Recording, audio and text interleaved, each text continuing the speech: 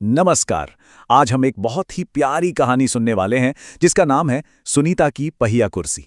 ये एक ऐसी कहानी है जो दोस्ती, आज़ादी और खुद को अपनाने के बारे में हमें बहुत कुछ सिखाती है। तो चलिए इस सफर की शुरुआत करते हैं। तो ये है सुनीता और आज का दिन इसके लिए बहुत बड़ा है। एक ऐसा दिन जिसका इंतजार वो न जाने कब से कर रही थी। एक ऐसा दिन जो उसकी दुनिया को थोड़ा और बड़ा बनाने वाला है।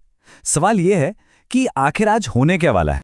तो कहानी का पहला हिस्सा है सुनीता की आजादी का दिन। आज वो पहली बार बिल्कुल अकेले मार्केट जा रही है। सोचकर देखिए, इस एक ख्याल से ही उसकी आंखों में कितनी चमक और दिल में कितनी एक्साइटमेंट होगी।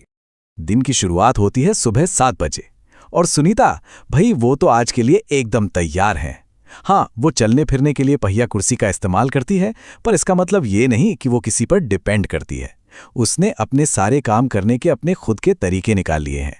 बिस्तर से उतरना हो या फिर अपने पसंदीदा कपड़े चुनना, सब कुछ वो खुद करती है।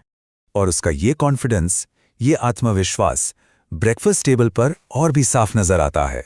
माँ किचन में बिजी हैं, कोई बात नहीं, वो खुद ही अलमारी से अचार का जार उतार लाती है। और बस यही वो मौका है जब वो अपनी माँ से पूछती है, माँ बाजार से क्या लाना है? तो मिशन एकदम सिंपल है, मार्केट से 1 किलो चीनी लानी है। पर चैलेंज बड़ा है, क्योंकि ये पहली बार है जब सुनीता ये सफर अकेले तय करने वाली है। उसकी माँ को थोड़ी फिक्र तो होती है, जाहिर है, पर सुनीता का जवाब एकदम पक्का है, पक्का। और जैसे ही सुनीता घर का दरवाजा पार करती है, कहानी में एक नया मोड़ आता है। अब उसका सामना सिर्फ सड़क के गड्ढों से नहीं, बल्कि लोगों की घूरती हुई नजरों और उनके अनकहे सवालों से भी होने वाला है। वैसे तो सुनीता को सड़क पर या जिंदगी की चहल पहल देखना बहुत अच्छा लगता है, पर आज कुछ अलग था। जब वो बच्चों को रस्सी कूदते, गेंद से खेलते हुए देखती है तो उसके दिल में एक हल्की सी उदासी आ जाती है। एक ख्याल आता है, काश मैं भी उनके साथ खेल पाती। और यहीं पर हमें कहानी का एक बहुत ही जरूरी पहलू देखने को मिलता है। एक तरफ कुछ लड़के एक छोटे से बच्चे को छोटू छोटू कहकर चिढ़ा रहे हैं, और दूसरी तरफ एक माँ और उसकी बेटी सुनीता को बड़ी अजीब नजरों से घूर रही हैं। मतलब दो अलग अलग जगह, पर बात एक ही है। किसी को सिर्फ इसलिए अलग थलग महसूस कराया जा रहा है क्योंकि वो दूसरों जैसा नहीं है। रास्ते में कई अनजान लोग उसे देखकर मुस्कुराते हैं।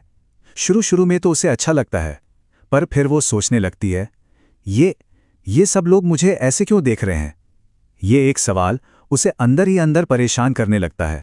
और तभी वही छोटी लड़की फरीदा उसे फिर से मिलती है। वो बड़ी मासूमियत से सुनीता की पहिया कुर्सी की तरफ इशारा करके पूछती है, ये अजीब सी चीज क्या है? सुनीता को जवाब दे पाती उससे पहले ही फरीदा की माँ उसे गुस्से में खींच के दूर ले जाती है और उसे डांटती है, ऐसे सवाल नहीं पूछते। मतलब एक बच्चे की क्यूरियोसिटी पर एक बड़े का डर हावी हो गया। खैर, इस अजीब से मोमेंट के ठीक बाद कहानी में एक बहुत ही खूबसूरत मोड़ आता है। कहते हैं ना, कभी कभी सबसे बड़ी मुश्किलों के बीच ही हमें सबसे अच्छे दोस्त मिलते हैं। तो सुनीता बाजार तो पहुंच जाती है, पर दुकान के सामने एक मुश्किल खड़ी है। सीढ़ियां, आसपास सब लोग अपनी ही धुन में हैं, कोई ध्यान तक नहीं देता।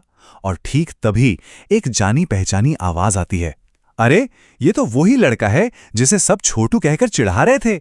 उसका नाम है अमित और वो मदद के लिए आगे आता है। अमित की मदद से सुनीता दुकान के अंदर तो पहुंच जाती है, पर वहां एक और चैलेंज उसका इंतजार कर रहा था।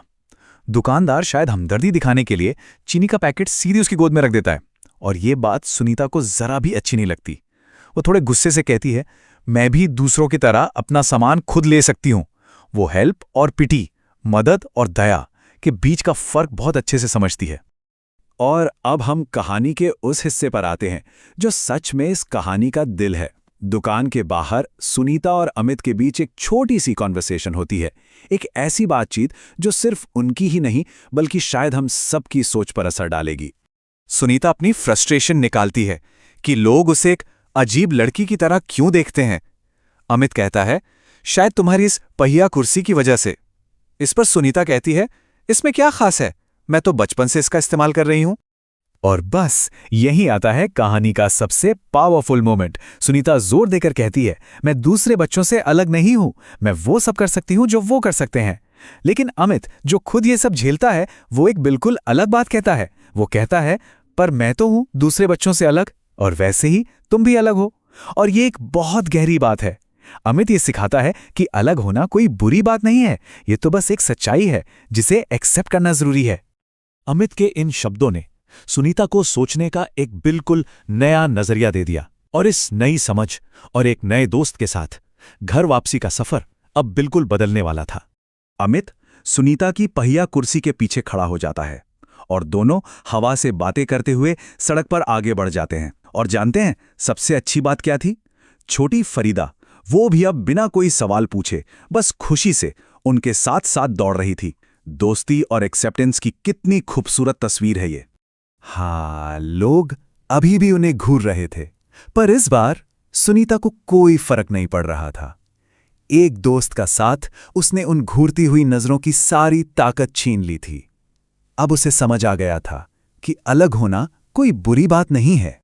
और आखिर में ये कहानी हम सब के लिए एक बहुत ज़रूरी सवाल छोड़ जाती है कि हम अपने डिफरेंसेस से आगे बढ़कर एक दूसरे को सही मायनों में देखना कैसे सीख सकते हैं। सुनीता और अमित ने तो इसका जवाब दोस्ती में ढूंढ लिया, बाकी हम सब इसका जवाब कहाँ ढूंढेंगे? इस पर सोचना तो बनता है।